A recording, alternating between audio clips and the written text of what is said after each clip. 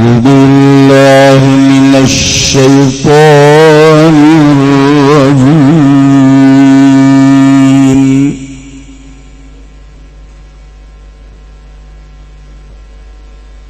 إن الله اشترى من المؤمنين أنفسهم وأموالهم من المؤمنين أنفسهم وأموالهم بأن لهم الجنة يقاتلون في سبيل الله فيقتلون ويقتلون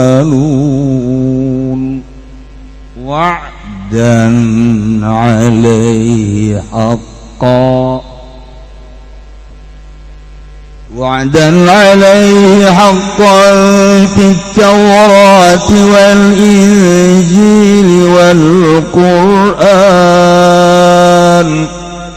ومن أوفى بعهده من الله فاستبشروا ببيعكم الذي بايعتم به وذلك هو الفوز العظيم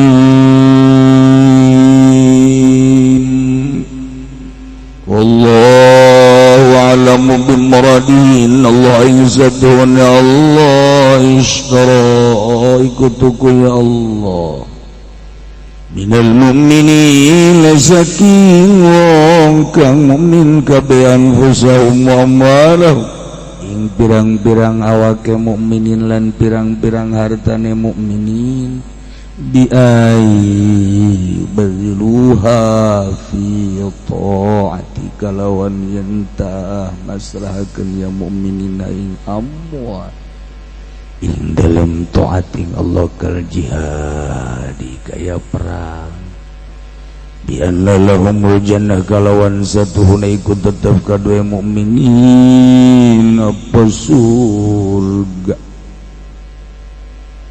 qatiluna li perang ya mukminin fisabilillah dalam arah ngaluhurkeun agama Allah wa yaqtuluna maka kabunuh ya mukminin wa yuqtalun lan den bunuh ya mukminin jumlah istinaf ini ikut jumlah istinaf bayanul syara ya iku mertalakeun kadua syara pikiratin lan dalam qiraat suji mabit taqdimil mabni lil maf'ul kalawan dan inginkan mabni kada maf'ul jadi atuh fayuqtaluna wa yuqatiluna fayuqtalu ba'duhum tegese maka den padain ya setengah ya mukminin wa yuqatilul baqi lan teruskan perang sepekang karya wa'dan alaika lawan janji atas Allah haqqan kalau benar masdarani mansuban bi fi'li ma yaitu masdar karena kang dinasabkeun karone kalawan fi'il karena masdaran al mahdhuf kang den buang Taurat kan tetap di dalam kitab Taurat wal Injil Al-Quran wa man awfa bi'ahdi itu siapa man iku kang dahon yaman kalawan janjine man minallah tadi bangsa saking Allah ila ahada awfa tegese orangana wong suci kang luwih nuhun tibatan Allah tinimbang saking Allah pastabsyiru maka barungah sira kabeh fihi iltifatun anil ghibah itu tetapi dalam pastabsyiru utawi iltifat saking gai bibai'ikumul ladzi bay'atum bih kalawan ngados sira kabeh kang pada ngarados sira kabeh bihi kalawan bai' atawa wa dzalikal bai' lan uti mangkodon bai' wa ikut tawi dzalikal bai'ul fawzul azim iku perkolehan kang agung muni lugoyatan matlub sekan merkoleh ing katok-katok ingkang den supri.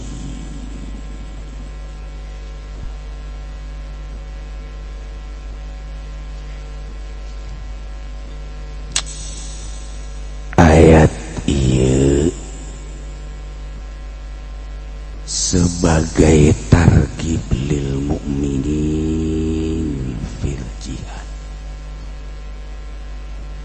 ngabubungah ngaresep ka para mukminin dina ngalaksanakeun berjuang ngaluhurkeun agama Allah, terutama ngajelaskeun fadilah-fadilah perang sabada ngajelaskeun tingkah jelema nu taringgaleun ninggalkeun diri tina peperangan. Ieu deuk nyaritakeun keutamaan perang. Cik Imam Syihab anjeun moal ningali ayat Sa-Qur'an nyaritakeun tentang perang, seperang leuwih bagus jeung leuwih pohara batan ayat ieu malaya. Loba ayat-ayat anu ngajak perang, nyaritakeun perang, nyiapkeun perang, hebat, bagus, tetapi dibandingkeun jeung ayat ieu moal nandi. Iyalah ayat pang hebat-hebat, pang bagus-bagusna, pang pohara-poharana tentang fadilah-fadilah perang. Masya Allah. Ya istimewa. Orang mah diberi ayat mama nage ngabageun bae teu robah-robah ayat-ayat urang-urang percis pos di daun talis asal goyang we murah ayat di awak urang berarti ayat sinu nyangkrung mah setik-setik mantap ieu ayat pohara ieu mah ieu.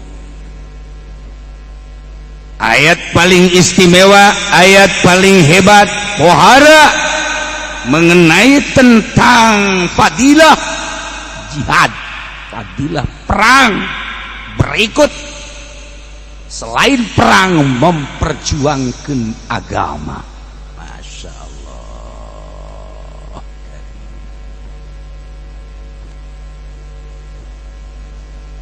Kangjeng Nabi teh keur di masjid bebarengan jeung para sahabat.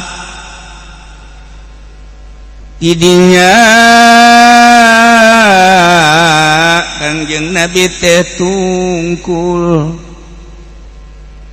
siga nu aboteun pisan tuluy kesangan surti para sahabat teh pasti aya wahyu. Asal datang wahyu berat kan esa telila langsung cerah deui biasa deui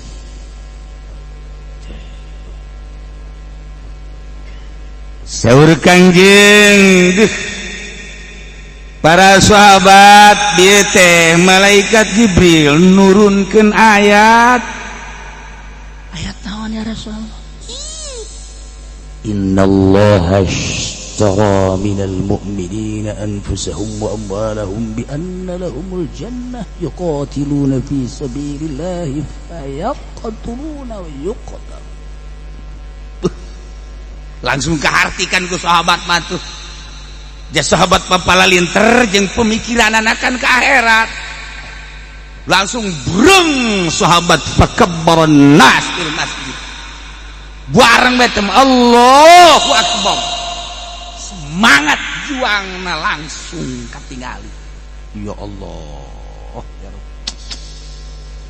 Bahkan aya salah seorang lalaki ti sahabat Ansor, faqbala rajulun minal Ansor sanian tarafai ridaihi ala atiki, udangnya na bari ngabenerkeun solendangna anu tataida dek murag dilempengkeun deui ku nyana solendangna, ditegepkeun deui kana tak-takna. Faqala cek eta sahabat, ya Rasulullah, unsilat hadil ayat, apa diturunkeun di ayat? Cek Kangjeng Nabi, gola na'am. Ayat naon? Ayat tu tadi, innallaha ashtara minal mu'minina anfusahum wa amwalahum bi anna lahumul jannati yuqatiluna fi sabilillah fayaqtuluna wa yuqtalun. Cek sahabat Ansor, bay'un rabi'un, perdagangan anu muadab moal aya rugina, untung luar biasa, la nakilu wala nastakilu. Moal kudu diengkekeun deui jeung kudu moal aya perhitungan dia siap iraha bae perang bejaan pula. Sahabat, ya Allah, paingan sahabat baca Kangjeng Nabi, ashabikan nujum bi ayyin yaqtadaitum ihtadaitum. Sahabat kaula lir persis seperti bintang gemerlapan di atas langit. Bi ayyin yaqtadaitum, ka mana bae anjeun nuturkeun ihtadaitum, anjeun menang kitu ulah cangcaya.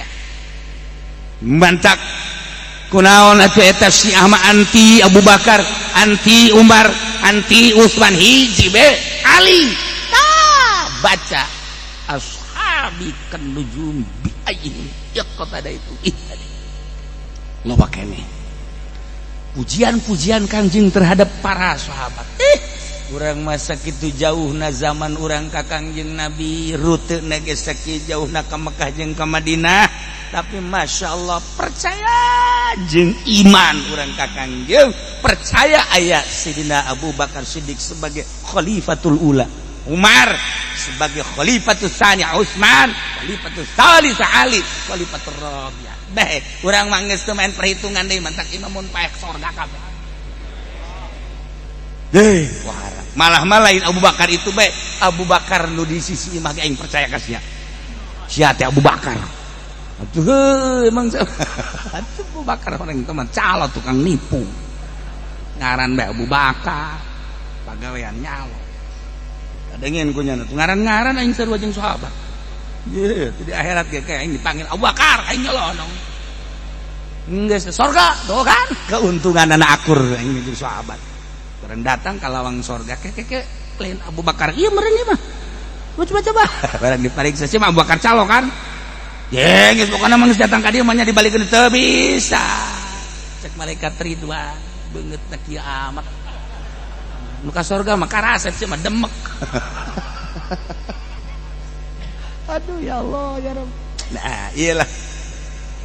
Naon kana ayat anu nyaritakeun fadilah perang. Ya Allah, saquran ieu paling hebat. Ayat-ayat anu nita jihad, ayat-ayat yang instruksikan perang loba, kudu dicaritakeun hiji-hijina lila ngan nu paling hebat ieu. Ngabahasakeun lagi Gusti Allah teh teu make bahasa tasreh, tapi ngabahasakeun teh make majaz isti'arah tamtsiliyah. Wah, nu teu mondok mah kacau. Bisa kurang dijieunkeun istarona teh kuari isti'arah tabaiyah bimana istabdalah hiji nu biasa.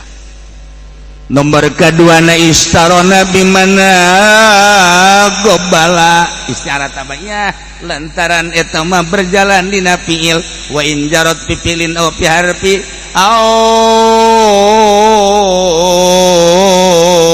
wa in jarat pipilin aw fi harfi tabayatan tapi tuh tabaiyah wa in jarat pipilin aw fi mustaqin tabayatan tadi cek mama gentul babari betul ora Mama Syatibi ngarang isti'arah nasta'in ngeunah in jarat pilina fi harfi aw mustaqin fatabaiyatan tapi atawa naik kurang kawala dia itu seru-seru asal geus bahasa kos kitu bae geus lain sambarangan berarti ieu kudu bebeneran ngaji sebab butuh korenah jeung alaqah Warima orang nyaritakeun syarat tamsilia kehebatan ayat ieu teh cik coba urang rinci. Ieu teh ngabahasakeun innallaha sa'yana Gusti Allah ishtara eta meuli minal mu'minina ka para mukminin. Dibeli ku Gusti Allah anfusahum wa amwalahum awak jeung hartana. Pamelina teh bianna lahumul jannah dibeli ku sorga eta bahasa enteng sampai ka hati kurang kampung di jenaing mah lain urang kampung ya orang kota nu teu mondok kampung ngaranna cicing di kota los nu teu masantren orang kampung teu ngarti ke bahasa-bahasa kos kitu.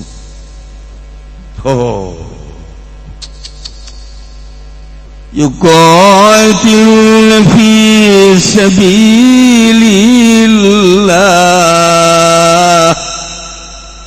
anu parang eta para mukminin dina rangka ngaluhurkeun agama Allah ajuka dituna perang mamun teu paeh hirup mun teu eleh menang atuh dina medan laga teh fayaqtuluna parang terbunuh manehanana ngabunuh batur wa yuqtalun jeung terbunuh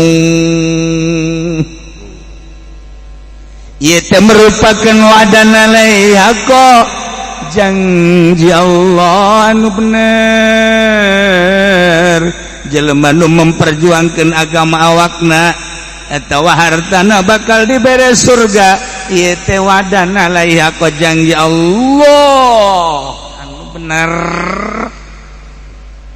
Perjanjian tersebut teh ditulis dan lain sekadar di Quran tapi dijelaskan hiji fit Taurat dina kitab Taurat zaman Kangjeng Nabi Musa wal Injil jeung dina kitab Injil diturunkeun ka Kangjeng Nabi Isa wal Qur'an jeung Qur'an nu diturunkeun ka junjunan alam Kangjeng Nabi Muhammad sallallahu alaihi wasallam.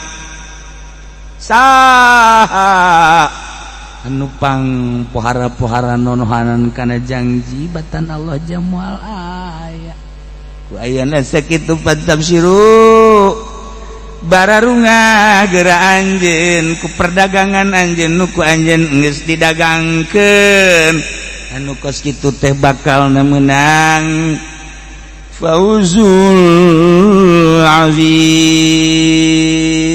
Dah eta ngaranna bahasa saliwat barang ditaliti masya Allah nyaritakeun kaistimewaan perang kaunggulan perang keutamaan jeung kepuharaan perang teh melalui bahasa jual beli sebab manusia mah baheula di Mekah di Madinah Jaziratul Arab termasuk di Jakarta, Bandung, Medan, Indonesia sadunya kabeh resep kana kauntungan dina dagang. Dibere naluri jelema teh hayang dagang, saenggeus dagang teh nyana nguji-nguji kauntungan, dibere resep di mana dagang untung. Hayalanana meuli sepeda, leutik teh mah motor, kecil teh mah mobil. Lah mobil ge Avanza mah tama kaleng susu. Hayalanana teh ya hayang boga Fortuner ya Innova nu anyar nu hargana 500 juta teh ya. Mulai tah rada ngagebeg-gebeg seut. Naiknya na hayang meuli baby band. Bah. naik deui hayang meuli Lexus, naik deui mobil kitu nu urang teu nyaho ngaranna, nu urang teu nyaho deui mobilna.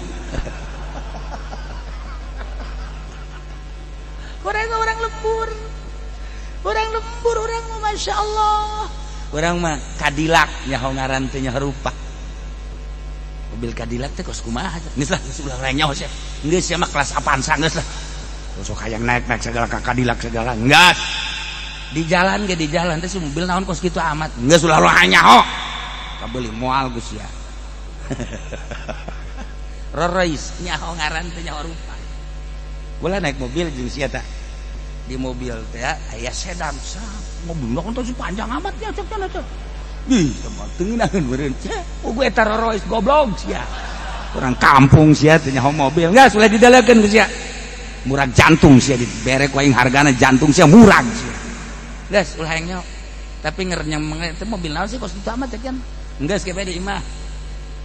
Geus ulah di jalan. Kan moncen numpakna geulis am. Tuh sia mah juk anu numpakna pan. Urang teu nyaho. Teu nyaraho mobil-mobil mahal teh. Baheula makan khusus be jelema baheula nu boga Rolls teh nu boga gudang garam. Kitu ge teu meunang ka jalan, mun ka jalan ditangkap. Sebab teu stabil perekonomian Indonesia. Jadi cemburu sosial. Kuari mah meunang. Cadillac, Rolls, jeung berbagai macam mobil mahal. Atuh meunang kuari. Baheula mun boga Lexus saha. Nu boga bagian bagi bos pangaina. Kuari mah geus merata berarti sarugi di Indonesia. Ngajakat mah tilok. Tah. Ya. Ayat ieu teh nyaritakeun kautamaan perang melalui bahasana Gusti Allah teh perdagangan. Abe nyongsrong, abe resep, abe rindu.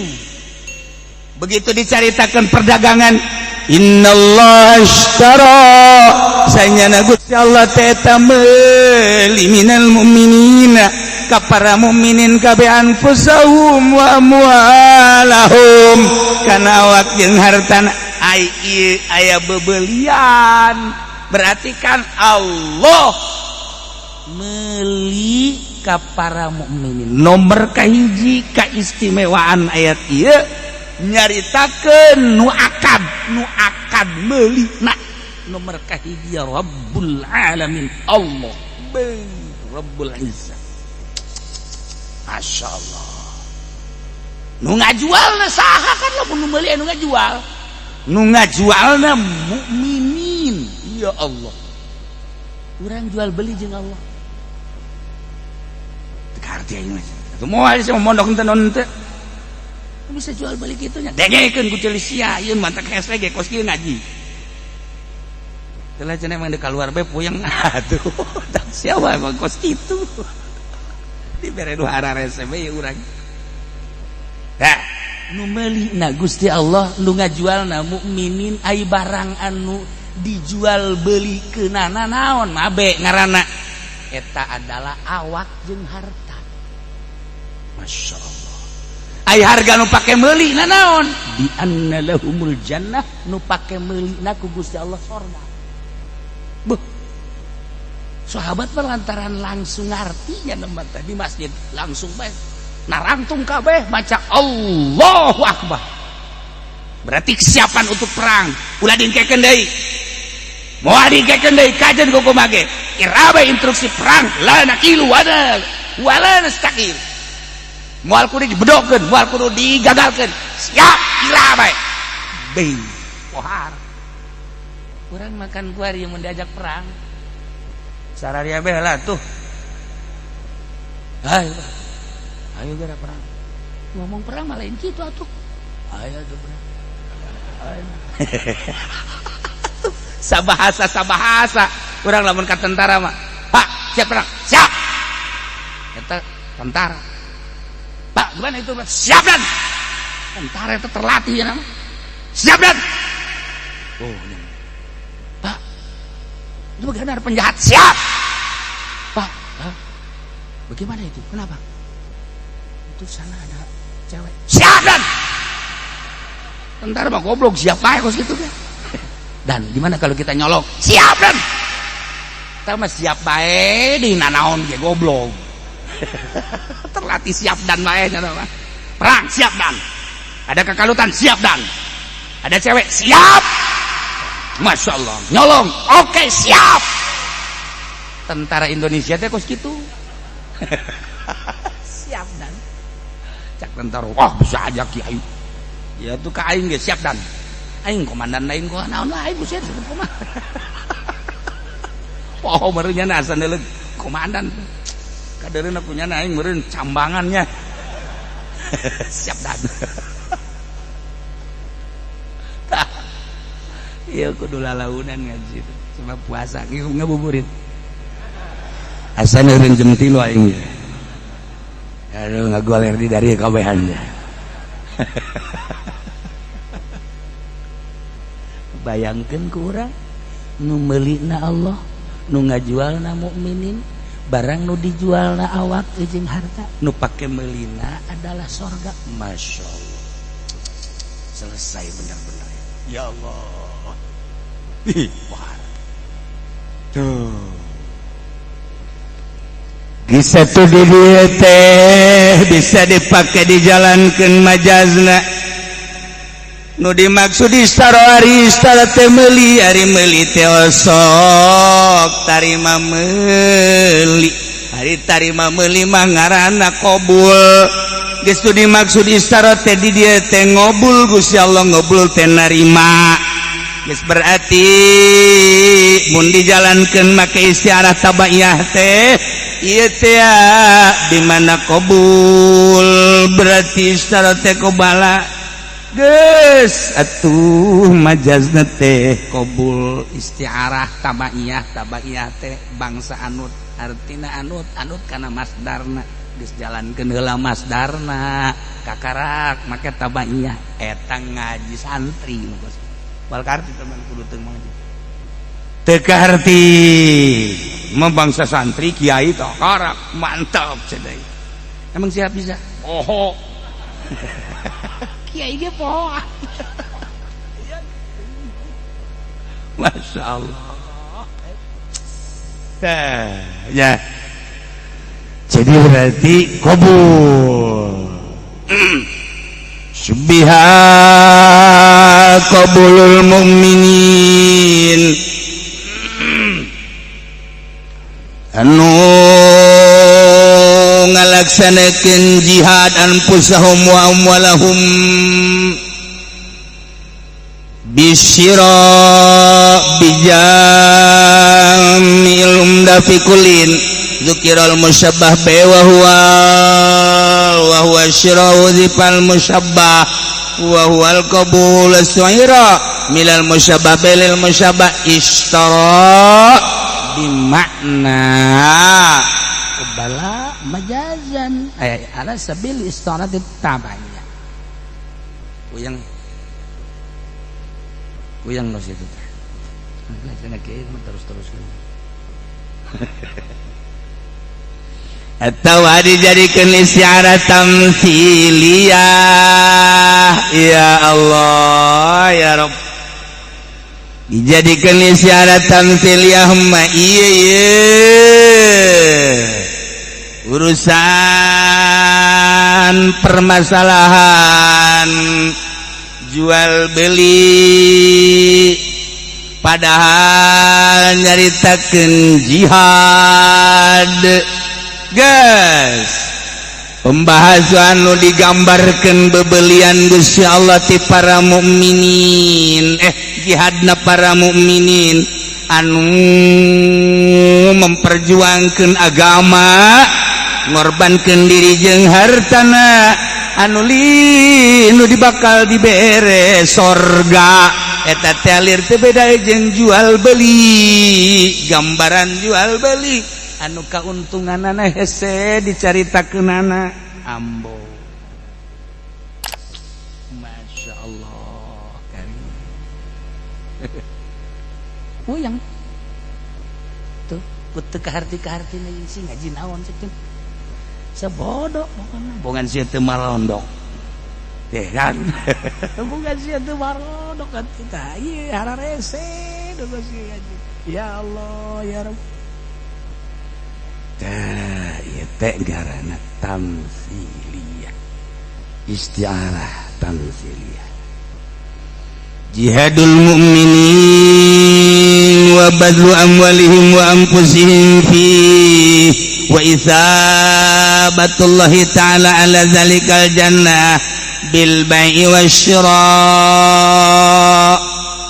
digambarkeun ku Gusti Allah perangna para mukminin jeung ngorbankeun harta jeung awakna dalam rangka li'ilai kalimatillah jeung ngaganjarna Gusti Allah kana perjuangan tersebut bakal dibere surga digambarkeun bil bai'i wasyira jual beli abeh kurang nyongsrong jeung kaharti sebab dina jual beli teh di dieu bakal aya kauntungan urang jual beli urang bae benda jeung benda beun kitu untung masyaallah jual karung sakontainer untung no masyaallah aya meureun 50 juta mah anak teh dibere pemajikan teh dibere beak dibawa ka Karawang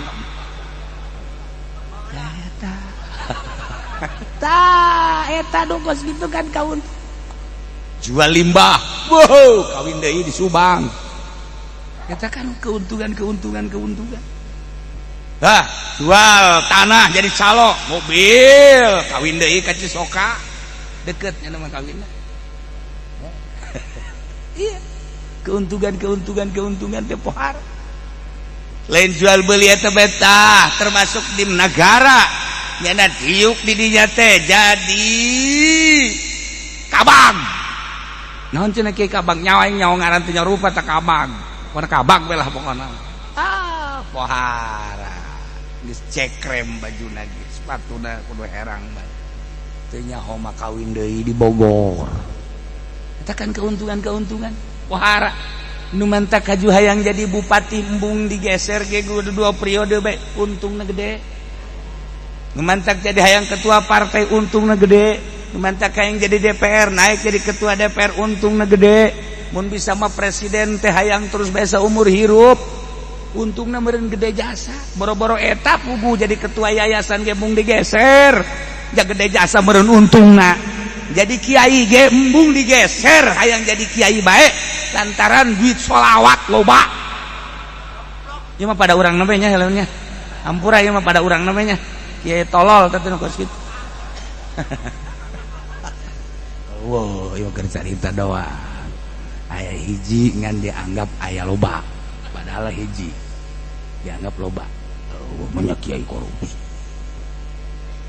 Dah untung. Jadi nyongsrong tak keuntungan teh hate teh aduh masyaallah. Ngariung bae ngariung. Ka mana ngariungna? Teu mah saha eta mah. Eta teh yatim. Teruskan bejakeun jaki budol aing sales mah kitu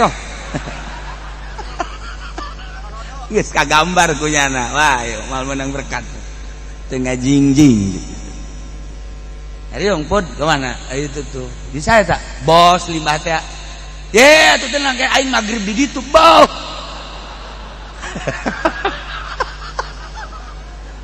datang ke berjamaah ge ditinggalkeun magrib di ditu pan puara eta kiai ya Allah ya Rabbi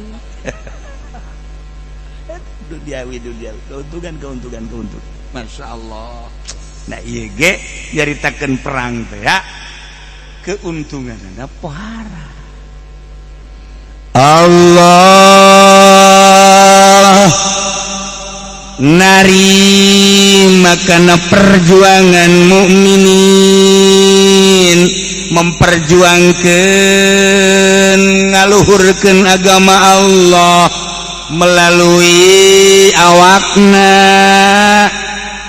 siap awak teh dek ditarohkeun di medan laga li'ilai kalimatillah ngaluhurkeun anjeurkeun agama Allah siap aing mah bae Allah meuli awak aing dengan latar belakang motifna adalah li'ilai kalimatillah, bakal dibere hargana bi anna lahumul jannah, sorga.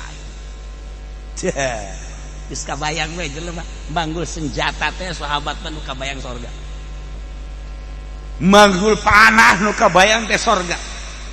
bahkan antara paeh jeung hirup gedean ka paeh syahid aing sorga aing ira deui memperjuangkeun sorga hirup dililang-lilangan sakadar ngalobakeun dosa jang naon maninggan aing berangkat menuju medan laga ngaluhurkeun agama Allah diperintah ku Allah nu bakal mayarna Allah babayaranna sorga deuk ira deui datang ka kos kitu pemikiran sahabat. Lalaki mah geus jelas awewe daratan ka Kangjeng ya Rasulullah lamun hakim menang perang bakal sorga manja kaula teu menang perang emang ulah awewe ka sorga wanita baheula hayang perang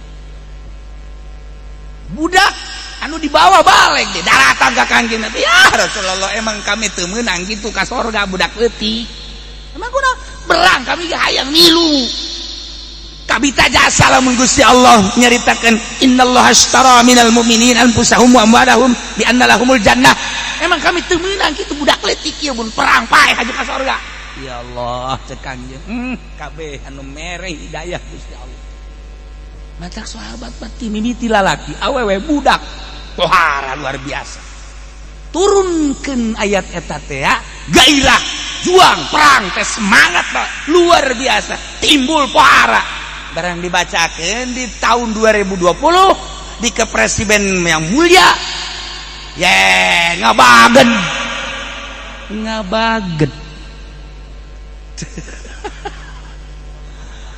demantak ulah naon kitu ngaranna nyalahkeun sasaha teu luhurna agama teu bersiarna agama lantaran urangna teu make agama ulah waka perang fisabilillah tama kudu aya komando heula ngamalkeun sehari-hari na bae heula ngamalkeunana urang teh ongkoh agama Islam tapi teu make syariat Islam rakyat mah alhamdulillah masih kene aya perhitungan dengan syariat Islam tetapi di negara deuk kumaha negara urang teh mayoritas Islam DPR-na mayoritas Islam pemerintahna mayoritas Islam tapi kunaon atuh teu ngalaksanakeun syariat Islam ieu mah keur carita ulah disalahkeun mun agama Islam di Indonesia melempem salah urang kabeh urang onam rakyat alhamdulillah tah paeh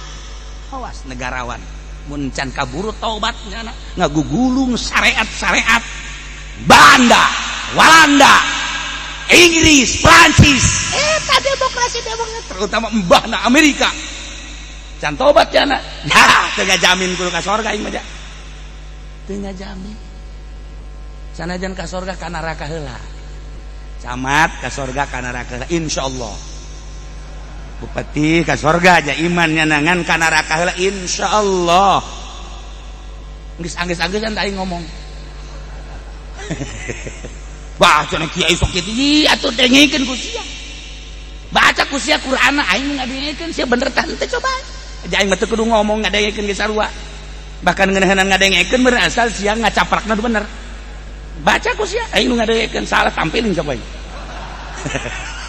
anjing atuh kudu bener maksud aing mah kena bener di hararesi kena bener di bengkol-bengkolkeun bae Qur'an bangsa kiai yayasan kiai Golkar kan mengkol malulu ngartikeun Qur'an ngaji atuh majazna istiarahna tasbihna kinayahna ulah dianggap babahari Qur'an teh ngaji dudungan atuh gesek kula ge bingung kula bae teu ngarti-ngarti mun teu mondok ya Allah ya Rabb iyalah hese mantak urang memperjuangkeun agama teh horeng jalan di tempat lantaran urang-urang hungkul para santri, para ustad, para kiai, para masyarakat. Alhamdulillah di masyarakat sangkilang jawara ge tetep nanyakeun ka kiai bag-bagan agama. Pedagang nanya ka kiai berarti make ai kunaon kiai na henteu. Boloon teh kiainya. Nu di pamarentah maksud. Dah, kadinya deui kadinya. Aing mah kitu aing mah pokona mah. Aing gerget ja riba bage dihalal-halalkeun malulu. Sogok dihalalkeun. Kiai hayang naik jadi ketua nyogok kiai nyogok. Inna lillahi wa inna ilaihi raji'un, telah pulang ke rahmatullah. Atuh deh kumaha benerna, ieu deh kumaha benerna. Geus puguh anu hayang jadi PNS mah teh nyogok seperti itu. Gegeraan cepat. Tuh kan sia ngembut pan. Ya, emang eta lain neraka. Jadi kiai doang nu nyogokan mah. Lain ke yayasan mah, pagon ke yayasan mah nyogok-nyogok kene. Dadah, mantak ieu. Naon kitu garana endeu kumaha. Endeu kumaha. Tah, di negara urang untung masih kene aya kiai nu ikhlas. Kiai nu bener, kiai nu bisa dituturkeun, masih kene jelema nararanya timbul tina keikhlasan kiai. Alhamdulillah balanja ka mall waya salat masuk, bahkan pelayan nage salat, kula salat asar zuhur aju di musola di mall aya deui nu make susunan saparo teh, susunan saparo aju ieuna kahandapna ieu mini. Budak ka mana ye? Mama mau kena salat. Ya ieu mah tadi pelayan nu tadi teh ieu mah. Pelayan salat. Salat beres make baju eta deui. Hatuku lagi ya Allah bener aya imanan ya budak laku oge jadi nu kadua katilu. Hatu aya imanan kan berarti eta. Sakitu sibuknya na nyempetkeun diri salat. Urang mah urang kadang-kadang biasa bae nya nama sakitu sibukna ngaladena nu batur tapi masih kena sempat salat. Aya imanan. Eta berkat kiai anu nerangkeun salat teh ikhlas nyulusu. Kos gitu eureun urang di rest area maghrib antri di sholat nu mantak bangsa bule-bule bangsa gitu Kristen bangsa Buddha kaget cenah deuleu di rest area bae dek sholat maghrib antri. Wah ada di Indonesia mah Masya Allah aya disingkat bae sholat maghrib sarakat bae lah ja antri.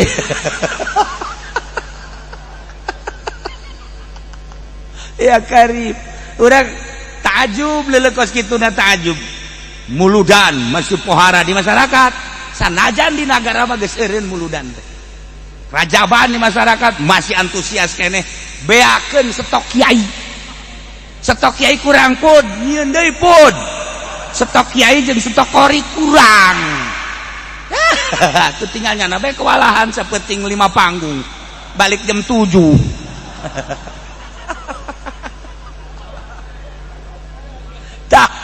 Iya diurang yuk cerita antusiasan aja negara mah kali eureun parah di negara zaman Pak Harto mah baheula muludan aya keneh rajaban aya keneh barang nu kuari eueuh geus eueuh loyalitas tentang penghargaan menghargai sesama agama kudu ditimbulkan jadi ulah aya muludan sabodo nyana aja urang mah terus bae nyana teu muludan ge urang muludan bae terus masyarakat mah di urang mah alhamdulillah mantak heseun nyana neuk ngarobah jadi Muhammadiyah bae hese neuk ngarobah tina ahli sunnah kudu jadi Muhammadiyah baheula haram ziarah itu haram orok di bawah jarak bingung Amin Rais kaduh ngomong aing cek cenah ieu maulidan diharam-haramkeun bah budak nu mabok bae muludan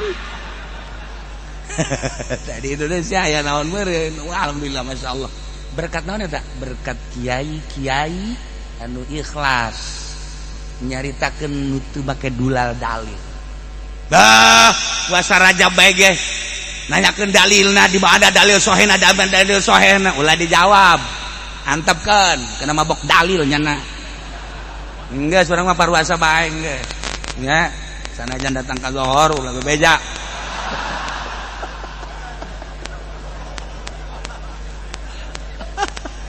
Ya Allah, ya Rabb. Jelema teh ieu teh perdagangan, dagangna jual beli jeung Allah teu mungkin. Ieu mah bahasakeun dagang sotet tamsil. Mun dijabarkeun secara detail ku teu kahartina Allah meuli. Ieu angel. Berbagai ulama-ulama masa Allah mukhalafah lil hawadits. Kabeh ge nu Allah. Urang mukmin nu Allah, harta urang nu Allah, awakna ge nu Allah, dek dijualkeun ka Allah panuyana teu harti. Toh, rizki kurang ku ilmu tauhid teu harti kajian gua kumaha ge. Atuh ieu mah tamsiliyah supaya kaharti ku urang kampung di mana-mana tentang padilah perang. Lamun langsung dijelaskeun we moal kaharti. Tetapi make perjalanan bahasa tamsil ku jual beli kahartikan ku urang masyaallah. Naon sinu dijualna awak, naon sinu dijualna harta, dipake naon sih jihad, maksudna perang sabilillah ngaluhurkeun agama Allah. Oh nu di dieu hiji bae kaluhuran Allah, nu meulina saha sih Allah, nu pake meulina naon sih surga. Masya Allah karim. Eta bahasa jang urang lembut padahal tuh meunang ngabahasakeun gitu. Sebab pake meuli teh kuduna mah teu meunang surga, bahasana ge lain bil jannah tapi bi anna lahumul jannah. Make bahasa bi anna lahumul jannah. Hiji aya anaan, dua make lahum diheulakeun jannahna pandeuri. Berarti kan ieu ngandung kana rahasia cek ilmu bilagah mah teu sambarang. Ngabahasakeun bi anna lahumul jannah. Waduh. Nu jelas perang sabilillah surga. Praktekna teh kumaha ngalaksanakeun nilai kalimatillah teh dibejakeun ku Gusti Allah. Praktekna teh yuqatiluna fi sabilillahi fayaqtuluna wa yuqtalun. Praktekna teh yuqatiluna perangna teh fisabilillah lilai kalimatillah ngaluhurkeun agama Allah anu dek ditimbulkeun teh kalimatun thayyibah la ilaha illallah. Saya pangeran anu wajib disembah kecuali Allah. Kami diparentah cek para sahabat perang. Datang ka ngucapkeun hatta yaqulu la ilaha illallah. Di mana geus ngucapkeun la ilaha illallah geus sampai. Urang dek ngabunuhnya na maca la ilaha illallah angkat senjata ulah. Di titana datang ka hatta yaqulu la ilaha illallah. Urang makan kuari ahli la ilaha illallah. Nu anehna kuari la ilaha illallah jeung la ilaha illallah perang. Nu anehna teu kudu di Irak, teu kudu di Iran, teu kudu di Suriah, teu kudu di Yaman, teu kudu di Turki. Lah, di Indonesia ahli la ilaha illallah perang. Nu diributkeunana lain jihad deui mah urusanana ya karim, sekedar partai, sekedar organisasi, sekedar jabatan, sekedar seseorang. Temikir tadi Indonesia. Ya Allah ya Rabb. Gara-gara bendera seret ke penjara. Nu ieu mawa la ilaha illallah. Nu ieu mawa kenasionalisan. Ribut padahal ahli la ilaha illallah dua anak ribut kayak penjara. Habib Bahar di penjara kene mengucapkan la ilaha illallah. Teu meunang di Indonesia. Habib Rizik masih kade di Mekah. Tuh.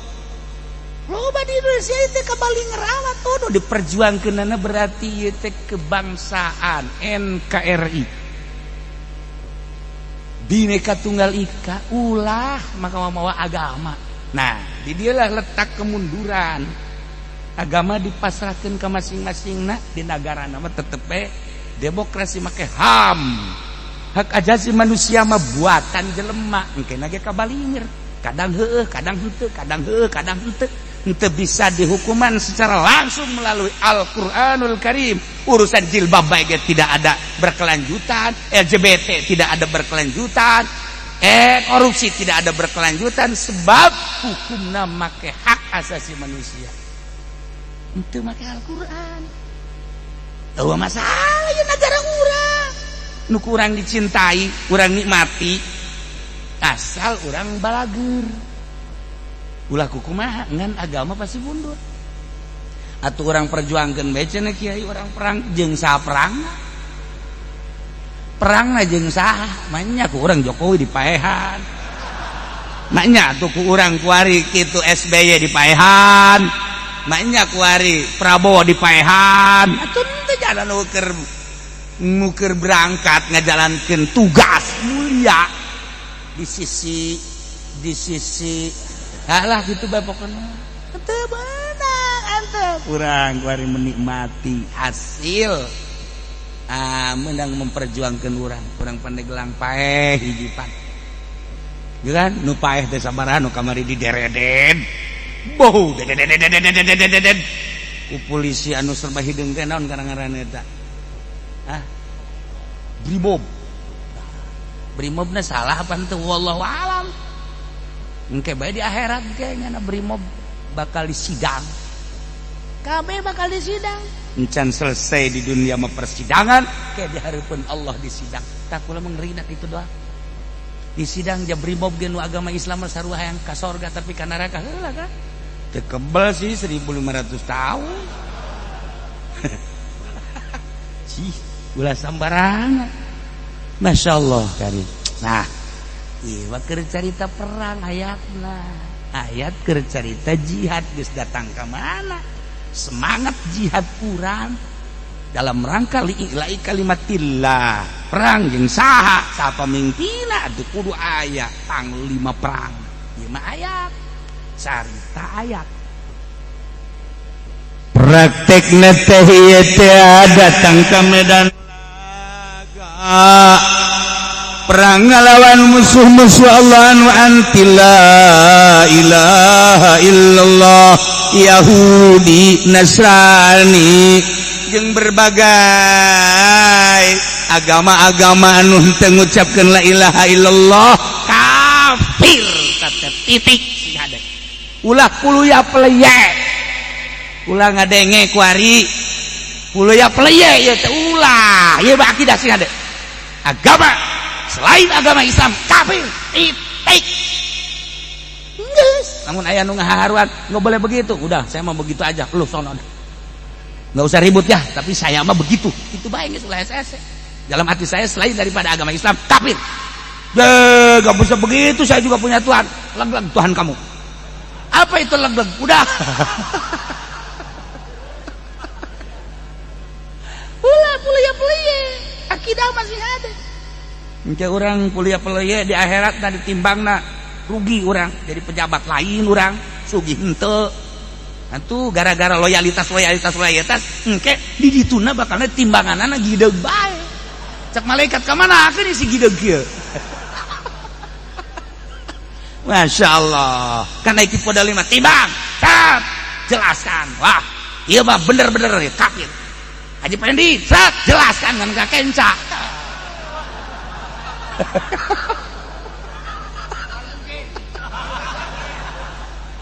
Iya karim ya Allah. Tuh, Geus di medan agama tuh perang berhadapan dengan musuh Allah anu anti la ilaha illallah.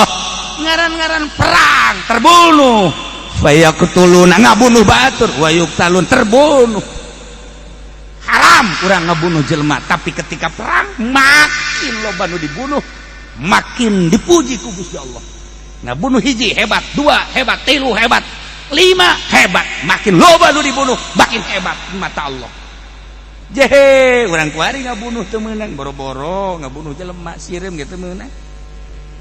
Sireum ulah wa kamean tindes-tindes bae. Apa salahku cek sireum. Atuh jangan ge sarua. Aing ngitakeun Allah, aing nyawa anti Allah, aing kunaon dibunuh ku sia. Aing dek minta pertanggungjawaban ge jaga di akhirat. Bisa aing keur mencari anak majikan aing itu nungguan bae. Kunaon aing dibunuh ku sia. Engke sabaraha sireum geus dibunuh ku sia. Tak ya di medan laga praktekna adalah fayaqtuluna wa yuqtalun. Ya Allah, ialah bayanun lisyra, ngejelaskan tentang pembelian, penjualan, jual beli seperti eta. Ngajual awak ngajual harta demi agungna agama. Ieu teh wa'dan alayhi. Wa'dan teh masdar. Nu ngadasarkeun ti fi'il ayu wa'dahum wa'dan. Allah ngajanjikeun kalawan janjinya. Cek Allah. Lain sembarangan janji, akan bener. Ku bener-benerna janji Allah lain tertulis dina Al-Qur'an bae. Tertulis dina fit Taurati. Baca kitab Taurat bakal aya keunggulan jihad fisabilillah. Awak yang harta baca ku sia Taurat. Mentek Imam Syafi'i mah bacaan Taurat sehingga dijelas-jelaskeun tentang hukum-hukum nu aya di kitab Taurat. Ya Allah, atuh kunaon Muhammadiyah ngasapai-sapai talar Taurat, talar Injil, talar Al-Qur'anul Karim, talar hadis, sehingga manehanana bisa ijtihad asli mujtahid mutlak. Muhammadiyah jeung Persib apa itu sapai? Urang jahannak we atuh perasaan henek. Okos awewe nyiram teh kitu. Dek utah bae. Atuh jana teh jauh lalakon Imam Syafi'i. Umur 6 tahun geus talar Quran. Urang mah dek paeh lam yakunil pohon bae. Gusti Allah nu agung. Idi si otak Imam Syafi'i, Imam Maliki, Imam Hambali, Imam Hanafi. Mun kurang dicaritakeun otak-otakna ya Allah ya Rabb. Geus puguh Imam Ghazali. Mutaakhirin otakna ya Karim. Kunaon kuari Syafi'i mana? Kenapa tuh si Syafi'i diikutin aja? Geus urang lamun bener teu dijaga mah urang amarah urang geus hayang dah dipencit ceukun. Ngan goladaran geus lah ieu mana nahan we geus lah. Sugan we aing nahan ka sorga lah. Tuh, musuh urang teh geus lain Yahudi deui, lain Nasrani, mata diadukeun di Indonesia, gampang di Indonesia diadukeun. Untung urang masih punya kebangsaan. Dikeribut jeung Muhammadiyah sama-sama bangsa Indonesia. Dikeribut jeung Persis sama-sama bangsa Indonesia. Dikeribut jeung HTI sama-sama bangsa Indonesia. Dikeribut jeung Khuruj sama-sama bangsa Indonesia. Dikeribut jeung pedagang sama-sama bangsa Indonesia. Alhamdulillah, iya hebat tadi orang kebangsaan teh poharai. Nah, jadi lain urusan mengecilkan agama-agama teuing. Ternyata horegana di Indonesia teh mual salah Bung Karno. Bung Karno memilih demokrasi sebab melihat ke depan. Ku anfusakum wa ahlikum nar. Waquduhan nas wal hijar. Ku anfusakum, jaga olehmu diri kamu. Wa ahlikum, dan ahli kamu. Ahli dalam agama diikat oleh kalimatun thayyibah la ilaha illallah. kita harus bisa menjaga ahli kita yang ada di negara kita dan yang ada di negara Amerika, di Inggris, di Perancis. Sama-sama bangsa Indonesia yang beragama Islam harus dijaga. Dengan demokrasi akan terjaga. Bung Karno pemikirannya ke depan.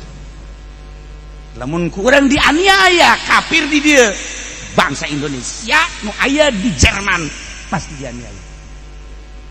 Kristen nu aya di dia ku urang dihajar. Islam Indonesia nu aya di Walanda pasti dihajar.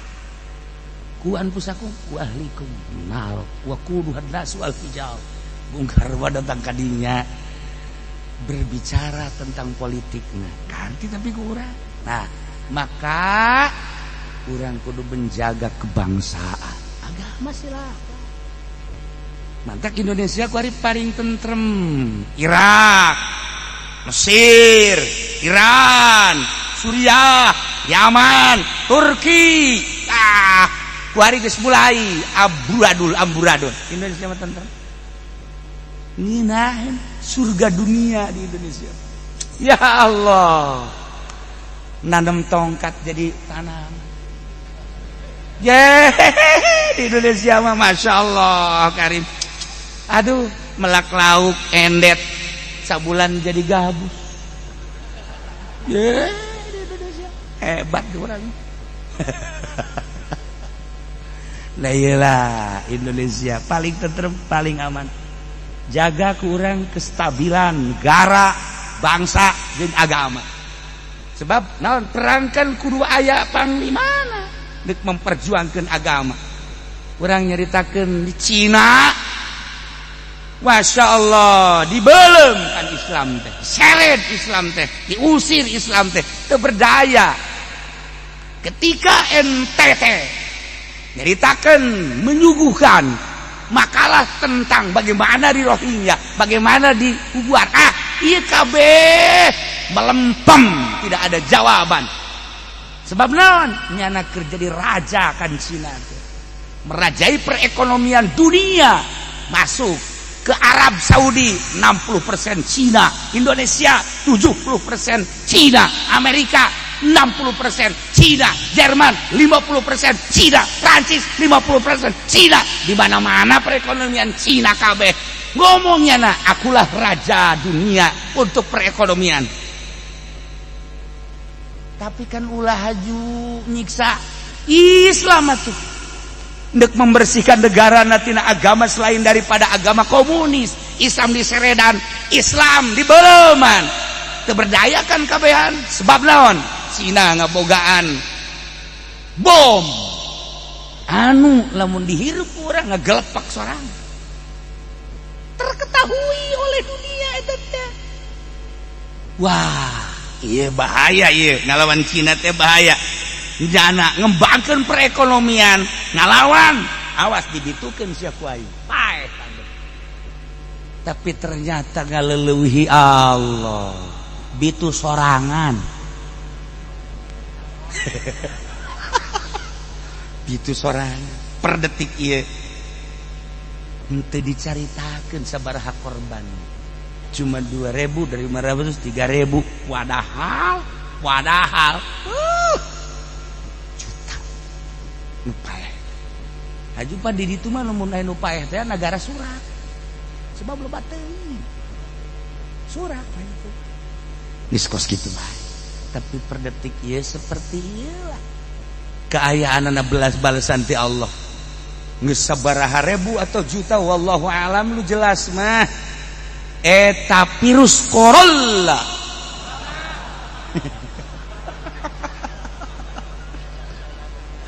Aduh, sia corona teu boga, corona teu gablem. LGG ge suratan. Ya Karim ya Allah. Anu paling ngabahayakeun ku ari nu sararieun, nu matak di stop ke umroh, nu matak di stop berbagai negara emang kunaon gitu. Iya ku ari teh sime triliunan. Sime triliunan geus memasuki eta teh ti Najran lagan teh hideung naon ngaranna? Afrika datanglah ke Cina, lain ribu, lain miliar, triliun. geus menguasai Cina, dicokot ku salah satu dokter dan dokter-dokter lain, dicek mengandung virus corona. Aing mah de corona bae. Nu modelna naon nu modelna? Dokter Arab Sufyan ti Arab nyaritakeun, saya bingungnya kok mun cara ngomong urang mah eta simet aya virusan tapi nyanana teu pae. Tapi lamun hiber mawa ka hiji lembur urang lembur parae teu kaharti. Virus aya dina hewan teu pae ngandung virus, tapi nyana hiber enslak di hulu Haji Pendi is dead.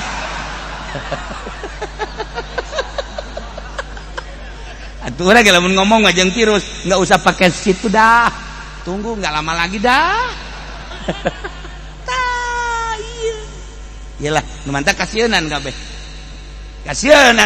kita dirahasiakeun. Kok cenah kieu ngomong pada urang mah ieu mah urang bae kayak itu ulang ngomong deui nya. Awas sia ieu mah rahasia aja. Mun 1000 mun 2000 dan ulang ngomong deui awas sia ta. Mun endek ka pamajikan bae jeung ka anak. Atuh tah mah ngaranna terus. Ieu aneh. Datang stop umroh. Encan aya kejadian, encan aya. Ngan dikhawatirkeun simet ka Arab. Aya hayang nyaho mah. Lah cenah kieu mah bohong, atuh sia percaya Allah teu elos. Ya terus aing mah sapeureun ngomong. Can aya kejadian can. Nu diomongkeun kadang teu akur jeung kenyataan. Aslinya seperti eta. Sarieun kabeh. Stokiran nyetop kabeh sebab ieu nu kaliber. Ka mana ieu hiberna? Wari keur neangan penangkal simet supaya ulah asup ka negara. Lawan Gusti ya. Lawan tentara Allah. Allah mah masya Allah ndek nyieun huru hara babarieun geus puguh banjir geus puguh gempa simet lawan ku sia kamari ieu mah Haji Pendi lamun hujan simet loba diasupkeun ka botol digoreng. Teh jadi ilmu susah ti baheulapan tah mah. Ku hari ku sia tah simet gorengan elos mun teu malodar anak incu sia.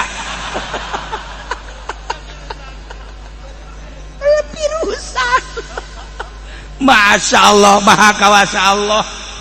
Warga di orang di Indonesia banjir, Jawa Barat banjir, Jakarta banjir, Banten kunaon hajunura ribut pemerintah. Ieu kan urusan balai coba ti Gusti Allah. Lain hayu DPR pemerintah duduk bersama, yuk ulah silih tuduh. Nu banjir di Surabaya anu disalahkeun Anies. Heran aing mah. Nah, anu banjir di Bogor anu disalahkeun WH. Acak-acakan di negara. Ieu kan ngundang azab deui kan ti Gusti Allah. Lain hayu pemerintah, DPR, kabeh, marilah kita sama-sama istighfar ulah silih salahkeun. Jadi mah kadeleuan jasa ku mata urang ku cili urang, cili salahkeunana. Mal beres-beres ka jeung kumaha negara eta teh memancing adab deui. Mantak tambah deui ku Gusti Allah banjir deui. Mantak kulang amanat WH kalau ada panggilan ke DPR jangan hadir. Hadir Waridwan kalau ada undangan ke DPR jangan hadir. Pak Anies jangan hadir. Alhamdulillah 3 gubernur nu hadir. Udah ulah geus mendingan orang-orang bae jeung rakyat lah. Geus naonan. Ridwan mana sih? Aing mah lain Ridwan Kamil. Ridwan tetangga aing. Dek hadir kumaha undangan teu menang naon teu meunang. Fajar Wahidin gubernur lain. Masya Allah. Aing lain Anies itu ja aing bukan anak karena Anies. Nih ulah kaji itu ulah ka DPR pusat. Emang aya naon? Beusi boga undangan ulah. Kun teu.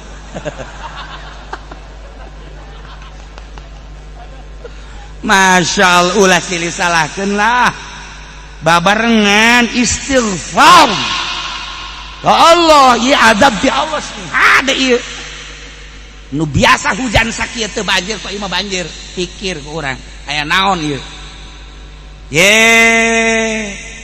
kunaon jusili salakeun tangani babarengan dengan bahasa yang enak. Saudara-saudara para masyarakat, ini adalah teguran dari Allah. Marilah kita menyadari diri selain daripada kami sebagai pemerintah insya Allah akan menangani semampu kami sebagai pemerintah untuk merapikan sekemampuan kami. DPR ge sarua. Saya sebagai wakil rakyat, saya merasakan kesedihan. Sedih di mana siapa? Ngomong doang kesedihan. Gogo rakyatnya wakil urang teu ngurusan urang. Nah, ngomong nu ngeunaheun, saya ikut merasakan. Jadi hayang teu bae merasakeun naon. Marilah kita sama-sama munajat kepada Allah. Ini adalah bencana dari Allah. Saya sebagai wakil Anda semua dari Partai Golkar, PDI dan berbagai partai-partai yang lain ikut insya Allah untuk menangani sama-sama pemerintah. Kan lain silih tuduh. Ja ieu mah atuh panti Allah kuku mah ge. Beneran ieu hujan deui, beneran ieu hujan deui. Cak Allah lain kitu istighfar sia ka aing. Eueuh teh boga pikiran kos kitu. Sakapeung mah aing hayang jadi presiden. Maksudna ada instruksi istighfar aing mah. Geus beres aing turun deui jadi presidenna. Teh hayang aing diwakilan ku sia. Beak negara. Ajunya ada daftar wakil bae. Aing ka jenjang pudoli bae lah. Maksudna korupsi moal gede teuing.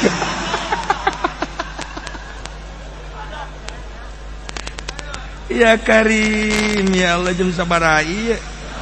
Can anggeus. Gusti Allah. Tah. Berangkat ke medan laga perang, taruhanan nyawa. Syahid surga. Menang, ghanimah, keuntungan. Selain agama luhur, boga keuntungan. Perang. Ya Allah. Ia adalah merupakan janji Allah. Allah ngajanjikan perang sabilillah, menang luhur agama, ghanimah menang, syahid surga siapa yang diberena. Tertulis di Taurat, di Injil, di Al-Qur'anul Karim. Baca kusiacak Allah Taurat tajik Injilna termasuk Qur'anna.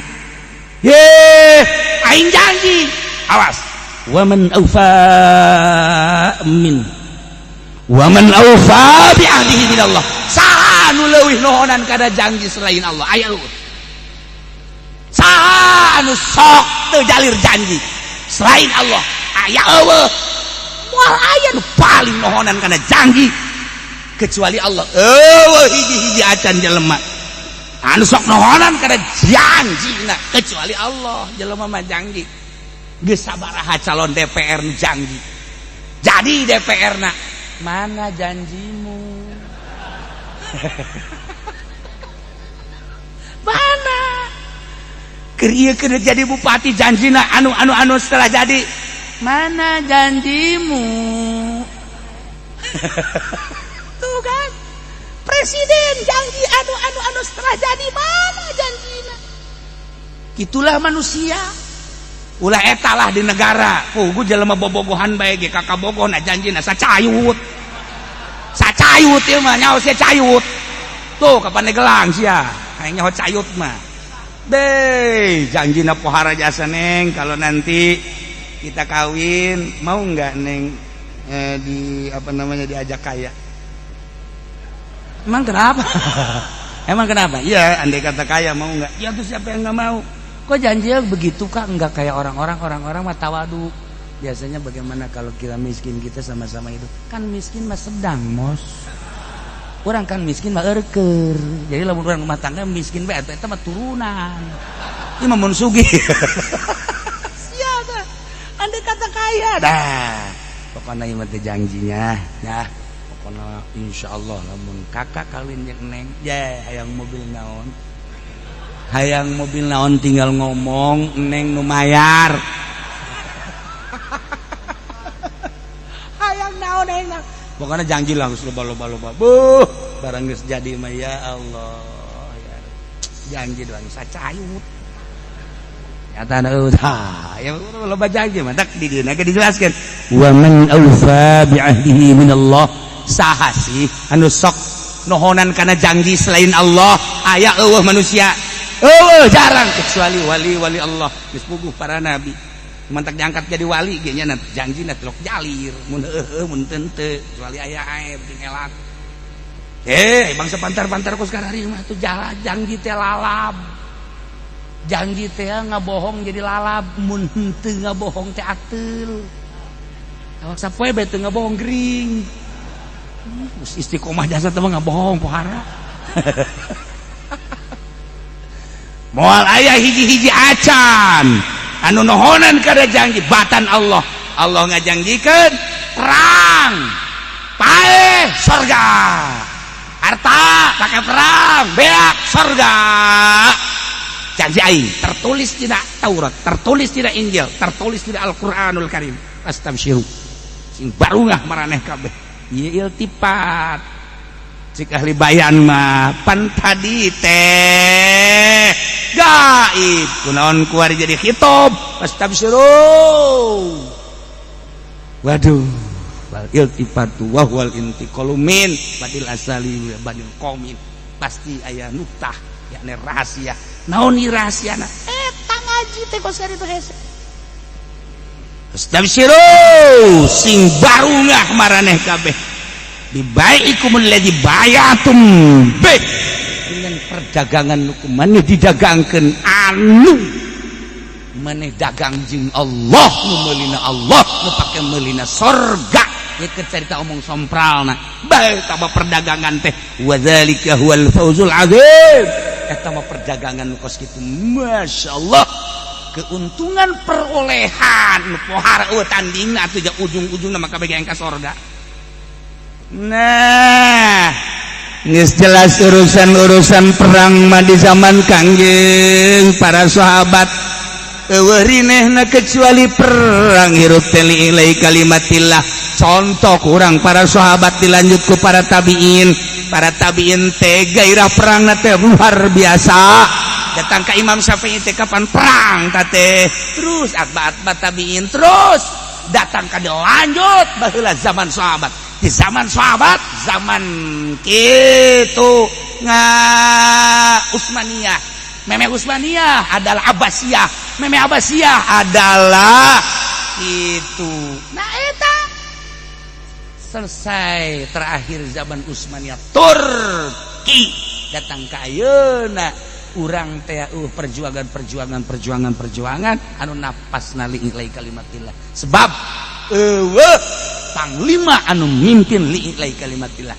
hanya perorangan Irak misalnya dengan Saddam Hussein wari Suriah teu jelas Suriah mah urang mun nyaritakeun Suriah kurang pengkajian tentang berangkat berjalanna politik urang tigesle bakalna dengan Bashar Assad Mesir ayeuna dengan Sisi urang teh akan sulit ya berita-berita nu ka urang ke ayeuna kos kieu berita aslina di Mesir sebenarnya mah eta teh kan hafizul Quran Habib diagukeun ku urang teh perjalanan politik da teu kaharti nah luar negeri mah kos kitu ngembut deui aman la ilaha illallah jeung la ilaha illallah dibantuan ku Iran Amerika nah dengan motif Syiah katakan la ilaha illallah jeung la ilaha illallah mata ketika kamari aya bom ka Irak nah hancurkan Amerika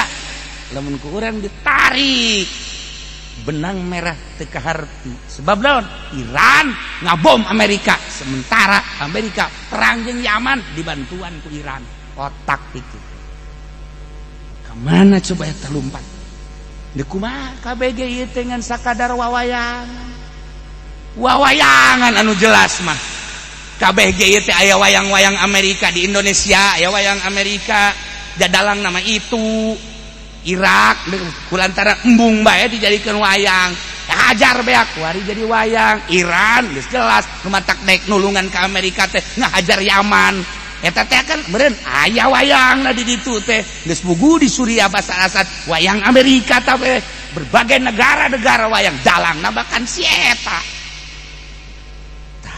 urang menyaritakeun seputar politik ulah gampang nyarita dukung mendukungna ka mana eta teh akan jadi kekuatan di Indonesia urang dek nyaritakeun agama bendera diluhurkeun ayo bae terus bae malodar mal kebal deui saha dalangna kan di ditu tapi aju urang eureun ulah perjuangkeun ku urang sakemampuan urang ngan carana urang bisa nangan sakadar di muludan bae cara Ki Fodoli ayo bae angkat agama melalui berkat muludan ya kan lumayan kan dakwah aya berkat aya tuh kan rajaban hayu eta bae tapi kan manfaatna aya alhamdulillah ieu teh geus sabaraha taun Amerika teh neangan kelemahan-kelemahan Indonesia nyanakan ngabogaan target anu mal bejakeun kula target aya 3 target di Amerika anu diterapkeun di urang can berhasil hiji aja kesulitan untuk Indonesia nuan ya begitu diteliti ieu kiai salafiyah lillahi taala lain berarti kula aya di salafiyah lain kiai nu mantak di modern kan melalui negara supaya kayak kurikulum bisa kabeli ulah ngomong caus ya kudu au kiai ieu mah cau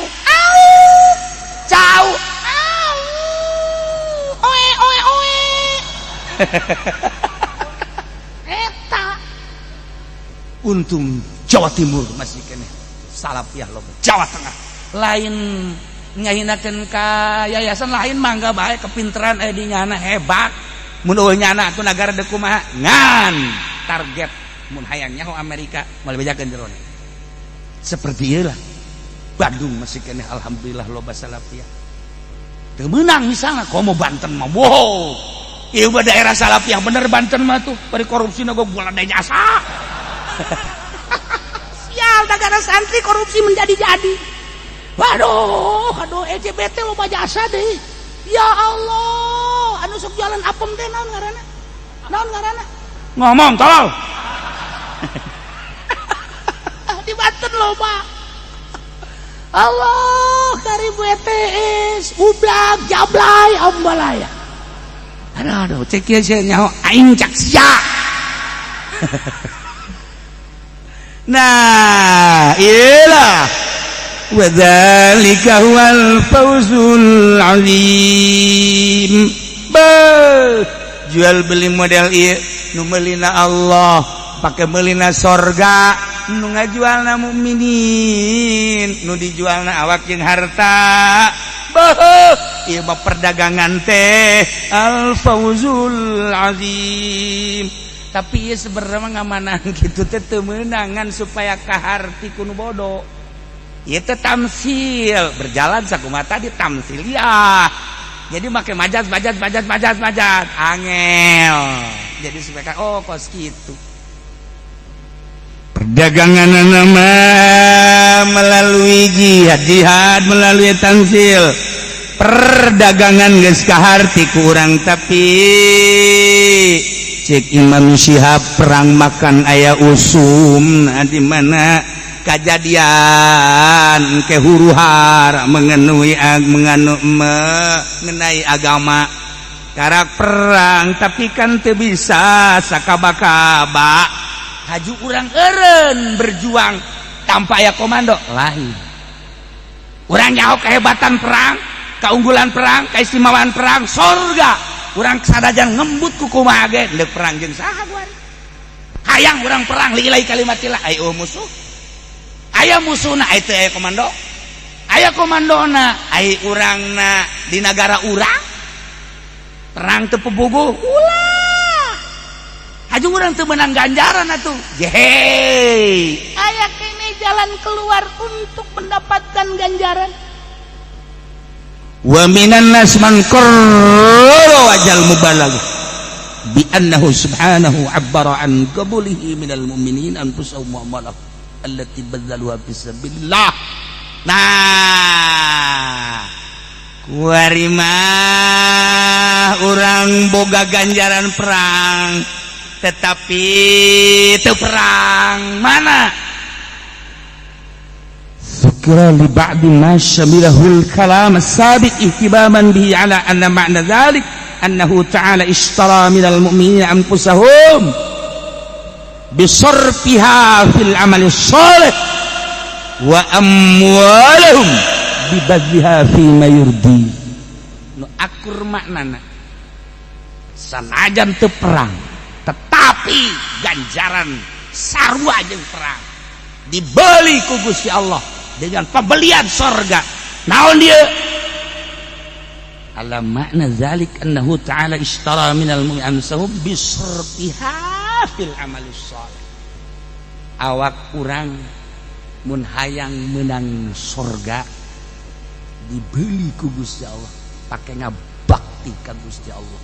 Lain perang, ja perang mah can usum, tetapi mengabdikan diri seutuhna ke Gusti Allah pakai amal soleh, salat dina waktuna nu bener, puasa dina waktuna nu bener, zakat di mana geus disob bener, haji di mana urang geus disob bener. Ketika aya anu kudu ditulungan bake harta wa amwalahum bibadliha fi ma yurdi, gunakeun harta urang dengan diserahkeun untuk mencapai keridhaan Allah Subhanahu wa taala. Allah nitipkeun ka urang teh harta, dek dikamanakeun ku sia harta. Pake ku urang ngabakti ka Gusti Allah, masjid dar. Pake ku urang ngabakti ka Gusti Allah, mushola. Pake ngabakti ka Gusti Allah, majlis taklim. Pake ngabakti ka Gusti Allah, pondok pesantren. Sarua paeh surga. Dengekeun ku ceuli sia atulah kedengkul. Sia usaha-usaha bae majlis taklim di gigireun imah sia, deuk rubuh di antepe, deuk ilaha berjuang. Mushola datang ke eueuh keramikan. Harta mah ambalayah dagang ngaler hidung ngetan ngulon mobil salin ganti. Ai ka mushola keramikna kekerepekan. Disiksa sia ku Gusti Allah. Nu paling hebat wa amwalahum bibadliha fi ma yurdi. Aya kiai bener teh kiaina gas urang kiai ulah kudu bingung soal-soal harta abdi nu ngajamin hayang naon dahar nginum geus ulah bingung abdi nu ngajam abdi nu usahana tah kiai ngajar nu bener tah ngajar nu bener hayang pondok bangun ku abdi majelis salim bangun ku abdi mobil hayang kawin deui ya tuh siapa giliran nu kituna bae aju bae eta bae surga amwalahum bibadliha fi ma yurdi. Masyaallah perang can usum merangan saha di negara urang mah ieu teh menjaga kebangsaan NKRI ieu bae lakukeun ku urang masjid saha nu nyekelna ieu kiai anu bener henteu kiaina ulah berbau pemerintah tapi teu bagus.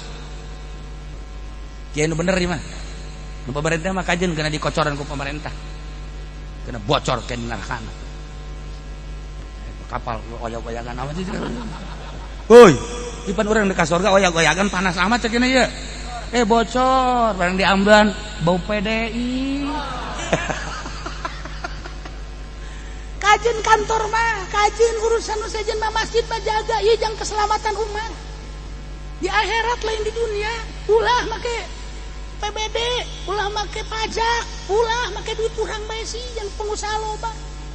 Yang nyalametkeun urang ke teu kuatin eta kiai masyaallah terutama kiai yayasan kudu bae make proposal salametkeun masjid-masjid bae mah ulah make nu kos kitu ulah dah cenah kiai dalilna mana leg-leg ku sia dalil capek aing ngadalilan pajak tetep pajak masyaallah cenah ngerti ka pajak ngaji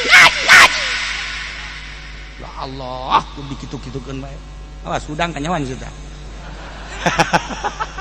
padahal hengki dan aduh yang serba salah ngompol bisa cekena ini ngompol sia didinya ente sia daripada ngompol atau mending hudang nah jadi aing rusak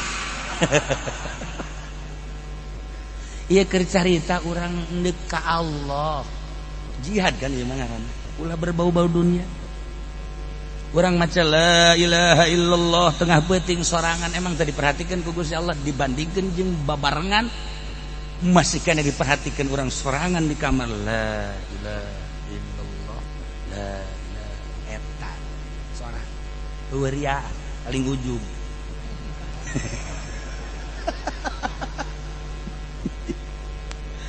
Ndeka Allah teh kapan sok dibere ngimpi ka panggih jeung Kangjeng Nabi. Lamun urang hayang ngimpi jeung Kangjeng Nabi kudu dinolkeun. Man istakmala wara'ahu saha jelema anu ngareken sampurna kana warokna asa pangwarokna harama ru'yati. Allah bakal ngahalangan ngimpi ka panggih jeung kula cek Kangjeng. Moal ngimpi ka jeung kumaha. Kiai anu aspek anti speaker hajunya anak-anak asa bersih bae tek ceuli datang ka ngimpi ka panggih jeung Kangjeng Nabi ye tarohana ye asa bersih aing moal bisa asa bersih ujugna deh kitu make speaker nu make speaker mah teu waro ya aing ye waro ngarasa sempurna aing ada kamilan si waro ini nganggap dirina waro sebab anti speaker tek ceuli datang ka ngimpi ka panggih jeung Kangjeng Nabi bae. Habib Lutfi anu marake speaker kapanggih jeung Kangjeng Nabi ngimpi. Habib Ja'far make speaker kapanggih jeung Kangjeng Nabi. Gus Dur sering jasa ngimpi kapanggih jeung Kangjeng Nabi. Buya teu ngaharamkeun speaker. Almarhum Abah di dieu biasa bae tapi nyaritakeun kapanggih jeung Kangjeng Nabi ngimpi. Tah rahasiana lain haram jeung teu haram ujubna. Aing teh kiai. Wo aing batu make speaker. Cangklong mah make.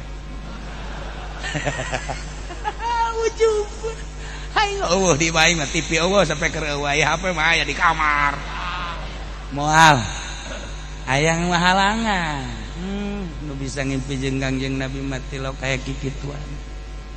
Ya Allah ya Rabbi abdi teh ku batur dikiaikeun abdi mah hayang teh ku Gusti ulah ku manusia nyangakeun ka Gusti abdi dibere ilmu lain wa abdi nu Gusti keur nerang-nerangkeun we abdi teh nyaritakeun ieu teh wakil Gusti we abdi mah teu gaduh.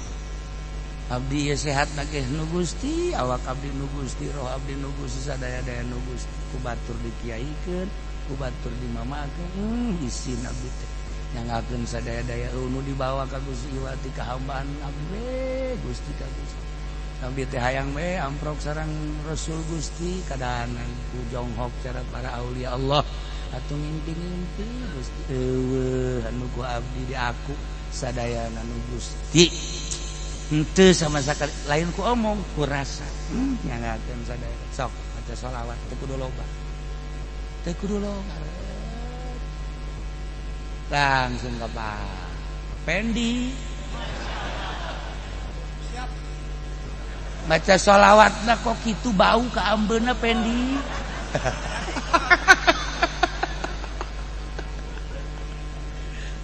Nol.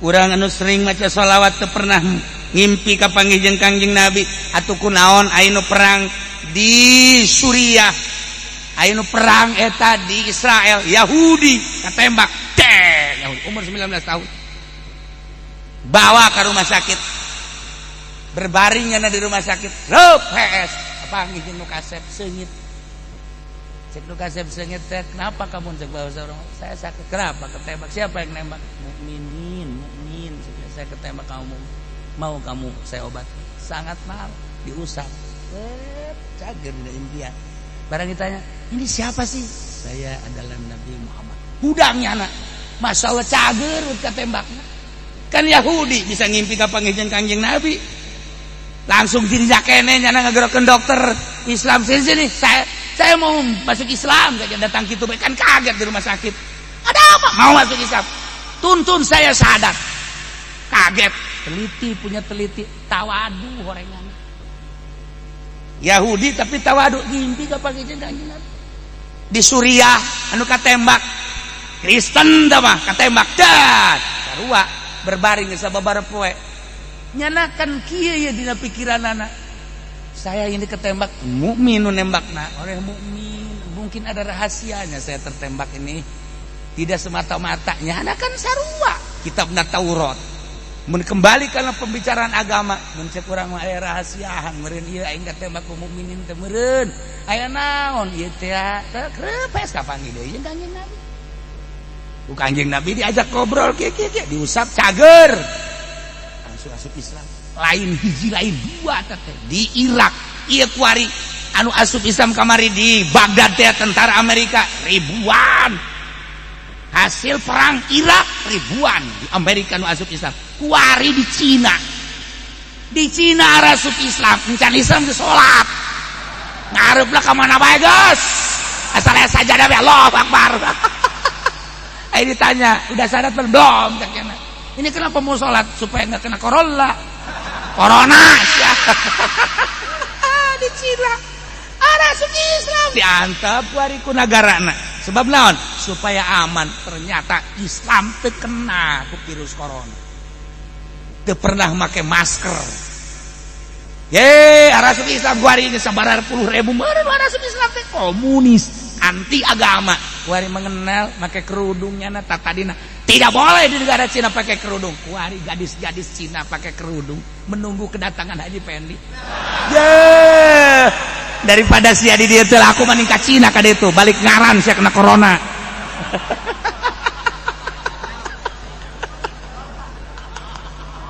Ya Allah ya Rabb, rahasia Allah. Nah, iyalah nu paling hebatnya. Istara minal mu'minin, Allah meuli ka para mukminin anfusahum ka awakna dengan cara bisorfiha fil amali shalih. Urang ngaji ieu teh keur memperjuangkeun agama.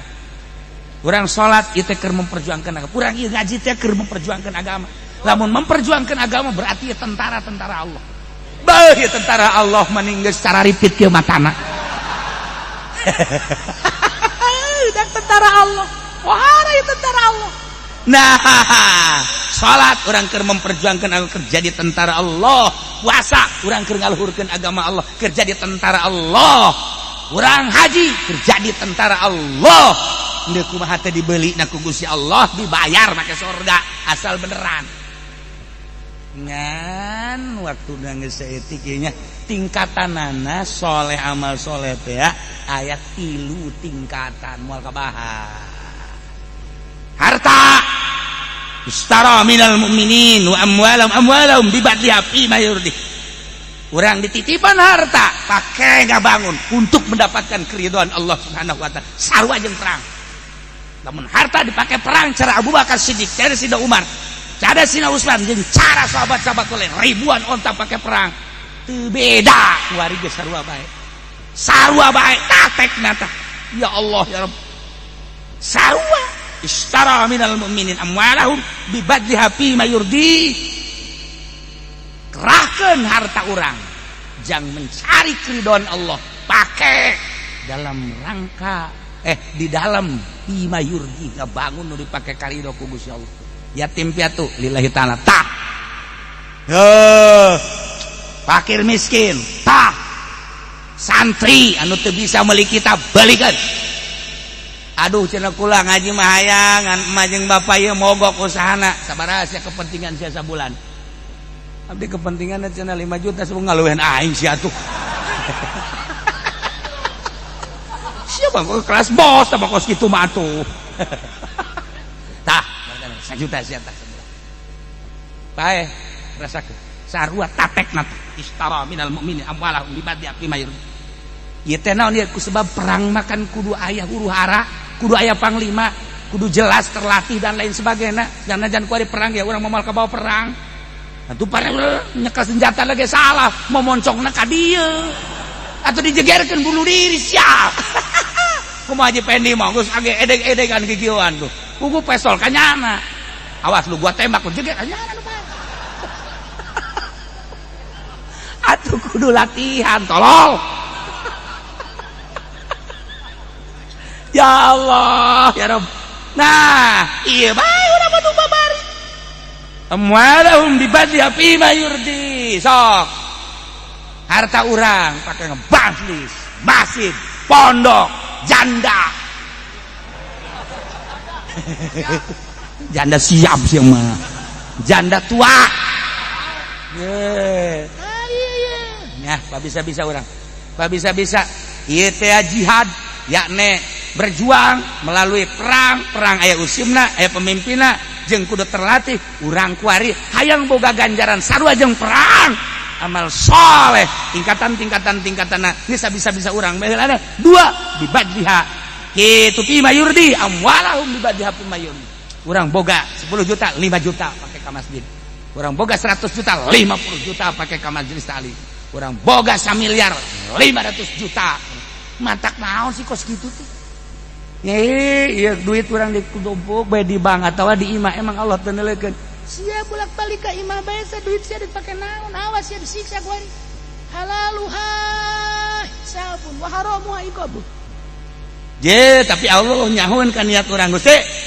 Lancarkeun abdi dagang, abdi hendak bangun agama melalui keuntungan abdi. Allah mah uningan.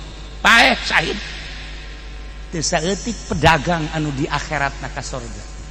Pangheulaan ka ceceng solamen. Goblok sia. Boga adab sia. Sodakon teh naon henteu atuh.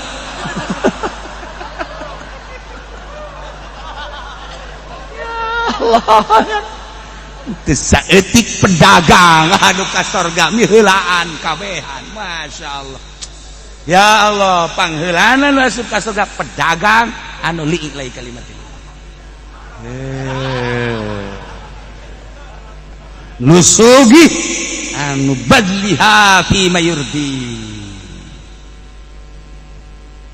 At-taibun al-abidun wallahu a'lam.